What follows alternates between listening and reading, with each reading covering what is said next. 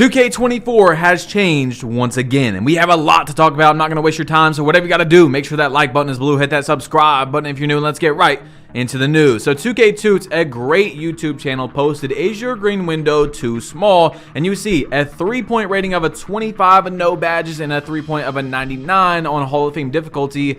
The green window does not go up nearly as much as you probably would think. Now you see this next picture is a 99 3-point in the corner with no badges, and then a 99 with +4 Hall of Fame badges. And you can see a little bit of a difference, but maybe what Mike Wang said was true about the rating is the most important and the badges are the icing on the cake. But so far from me playing the game this year, I feel like the badges help out a lot. So anyway, speaking about the shooting, which is the biggest topic right now on 2K because so many people are having troubleshooting. Some people are saying shooting is too easy. It's a big talk right now, and there's a lot of people apparently quitting 2K because the shooting is too hard. So you guys let me know how you feel about the shooting on 2K24 at the moment. But BP the God, a Pro-Am player, former 2K League player, went to Twitter and he said, yes, they fixed shooting under Job Bridgeforth's tweet where he said, does shooting feel different to you this morning? And this was a few days ago, of course.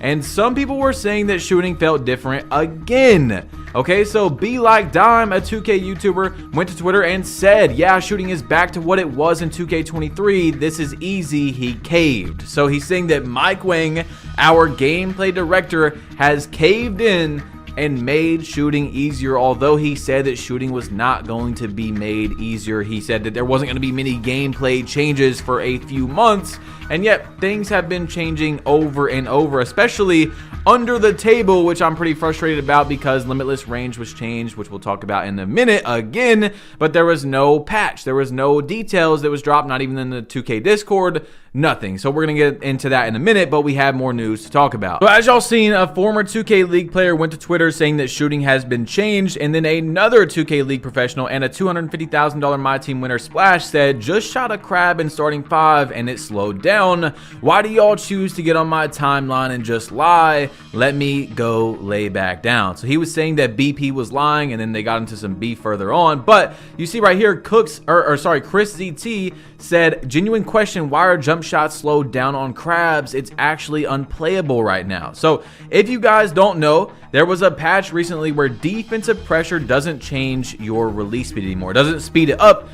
But then 2K, of course, as usual, when no one talked about this, messed something up that had nothing to do with what happened. Okay, so they fixed defensive pressure, but now if you crab someone and shoot, it actually slows down your jump shot. In the past, if you guys know, if you do any sort of crab shots, it would speed up your shot. Now it slows it down, and it's like, what? Why? I don't understand. It's not like a huge deal because I don't shoot a lot of crabs to me, but it just doesn't make sense how 2K does stuff like that. Now, Cooks Iverson, a 2K League player, I think still, he said, my shot still slowing down on crabs and speeding up wide open. Y'all just want to believe shooting is fixed. So, again, saying that BP was wrong on that. Now, check this out, man. In the last video, we talked about comp Pro-Am players, how the difficulty is apparently so much higher over there. People are saying it's like 3 times Hall of Fame difficulty. Well, Joe knows, a very, very good 2K player, you know, he's beat 2K League players and things like that, versus other Pro-Am players, had a game, and I'm not kidding, it was 29-25 at the end of the game. 29-25. Now, not every single game ends like that, but, you know, usually it's in like the 40s, maybe the 50s is a high-scoring game. So I believe them that there's something going on in the Pro-Am sliders that is just super high up to where people are shooting 2 for 10, and that's like a decent game. I mean, hey, you did what you could, you know what I'm saying? But anyway, Hank the Tank went to Twitter about the shooting, and he said, I went from the best shooter to the worst shooter overnight.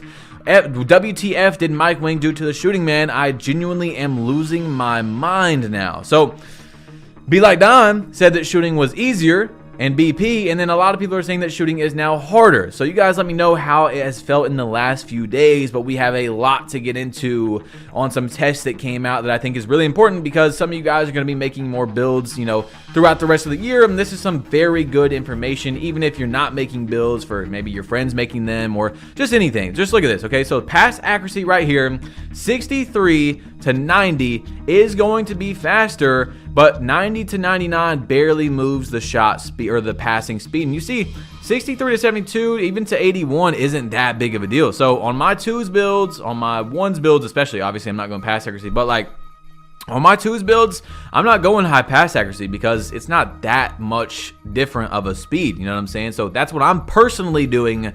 You guys can do something else, but you know, even on 3s, you don't really need a high pass accuracy. I use a 77 on most of my builds or a 75, and it does just fine. Of course, if you know how to pass, if you know what angles to pass on and things like that, it's going to help you a lot more, okay? But of course, you know, I just made a 6.6 that has a 91 pass accuracy as well that throws steamers. But anyway, Challenger. This one was very interesting from 2K Toots. No badge to Hall of Fame does not basically give you any more coverage, okay? He said the gap is just a margin of error. 17.30% coverage to 17.79%. So Challenger actually does not give you higher contest on your jump shot contest. I don't know. It's a very weird video to watch because you would think that it does, but it actually does not. So maybe it just gives you more contest that you wouldn't normally get. I think that's what it does. But look, pass accuracy right here, needle threader, you're gonna see needle threader stuns people. That's what it does. And silver seems like the sweet spot, but if you have gold, it can stun 12%. And then Hall of Fame, 15% if for some reason you go up to a 98 pass accuracy, but 84 is nice. And then of course, like I said, 77 is what I use on most of my builds.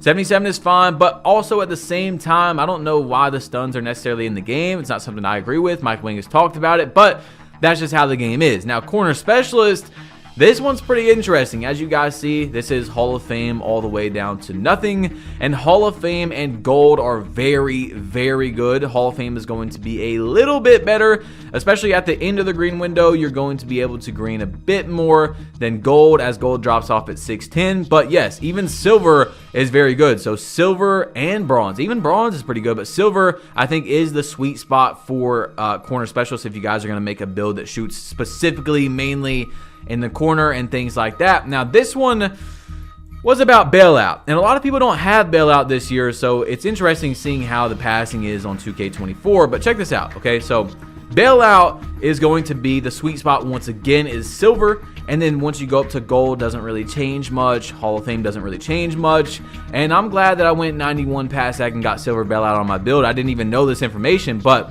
bailout on silver is definitely a good sweet spot. But if you guys can, you know, you probably want to just, like, if you have to, you can get bronze. It's still going to help as well. So the next one, guys, is really cool to me because this was one of the favorite events. You know what I'm saying? Like 2K brings things back that are good. They also bring things back that people don't ask for. But this one, I think a lot of people would want to see back. And 1v1 Rush has appeared in the event center. Also 2v2 Rush is back. I don't think we've had a 1v1 Rush in a few years, and that's really cool. And I think, now this is just my hypothesis, this is my theory. As you guys know, 2K has the event center, right, that's supposed to come out in season 2 and still has not came out yet, which I think is interesting because by the theater it said coming soon for a lot of those events and things like that. You know, if you look by the theater, it used to say coming soon and now it doesn't say coming soon anymore. So I don't know what's going on with that, but I do think the event center is going to open up around when the 1v1 Rush comes out, okay? I don't know for sure, but I think that's when it's finally going to open up. Now, speaking of events, as you guys know that have watched me, I posted a video where I got top 5 in the 2K League tournament, and they randomly changed it to where you have to get top 3 to get a combine invite, right? So not only did I lose to people that are very obviously boosting, right? You know, I got top 5 in one, then I got 6th place in another event if you guys have been watching closely. But if you were in the theater, look at this, the theater, it counted towards your 2K League 3v3 event. You see in the middle right there, at the bottom in the middle, 2K League is popping up. So people that took my combine invite were playing 3v3, or sorry, they were playing 2v2 in the theater. 2K, come on, bro. How does that even happen? Now, not only that, and I know a lot of people are happy about this, by the way, so I'm not like saying take it away, But I worked so hard on that event to get unlimited layup and dunk boost, which was top 5. And then on the last event, they slipped up and made it to where as long as you played just a few games, you got unlimited layup and dunk boost. Only the last event that they had for the 2K League that happened a few days ago. So I don't know what's going on, 2K. The first 2K League event didn't even work. Then the next one is the one that I won. Then people are taking my Combine invite because they're playing 2v2 theater. And then people are getting unlimited boost for just playing a few games. I don't know, 2K. I don't know what is going on. But check this out. They also added this into 3v3 Pro-Am, where you can now see the rank in the world of the person that you're playing, which I think is really cool. This one's actually a good one, 43rd in the world versus 90th in the world. So I think that's a very cool addition right there. But man, 2K, bro, I don't know what is going on lately. I want to talk about Limitless Range, though. If you guys didn't see my video, it was called The New Power of Limitless Range. 2K did a secret patch. I recommend watching it after this on Limitless Range, and they didn't say anything. Now, I think it was good because Limitless Range is starting to, it doesn't work perfectly how it should, like how it did in the past, but it's starting to work in the ranges that Limitless Range should work in, because Mike Wing talked about it not working in the 24 to 30 foot range. Well, now it does, but there is still a dead zone. But I'm just saying, man, 2K, even though this is a good patch, it confuses me that no one has said anything. Guys, it's been like this for, I think, 8 days now is when the change happened. We talked about it in the last news video. Then I confirmed it in my video where I actually tested on my Curry build. Why have they not said anything? No one said. Mike Wing hasn't said anything. LD2K, 2K's Twitter, 2K's Discord. No one has mentioned a single word about the change, and that's what makes me think over and over when I see these tweets in the beginning of the video, especially that people are like, when they're saying, hey, you know, I woke up today and shooting's easier, or I woke up today and shooting's harder. That's why I don't like deny it, because they do these secret changes and patches to the game, and it doesn't make any sense to me why nothing is said. Just be transparent. I've talked about this for years and years now. Every time you make a change, especially something like Limitless Range, that's a big change to the game, like a very important change. Say something. Yet they don't say things. Half the time, we don't even know what's being changed in the game. So I don't understand, man, but it actually is a good fix to Limitless Range. I just wanted to let you guys know that they did change it because we've been talking about it so much. But anyway, guys, click this video right here to see the new power of Limitless Range on 2K24 now that Mike Wing changed it, okay? Because it definitely has been changed. Check it out. It dropped like 70 in the rec, 60 in the rec. So click it, tap it, whatever you got to do, and I'm out. Peace.